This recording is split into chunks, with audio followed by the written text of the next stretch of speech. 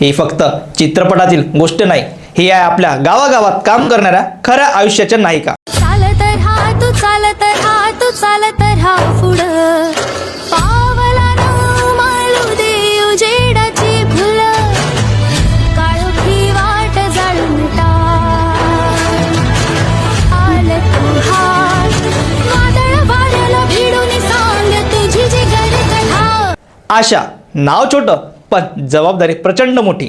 घराघरात जाऊन गर्भवती माताची काळजी, लहान बाळाचं लसीकरण, आजारी माणसांना उपचारापर्यंत पोहोचवणं. पगार कमी, सुविधा मर्यादित, पण सेवेत कधीच कमी नाही. महामारी असो किंवा कुठलीही आपत्ती, सगळ्यात आधी उभी राहते एक आशा.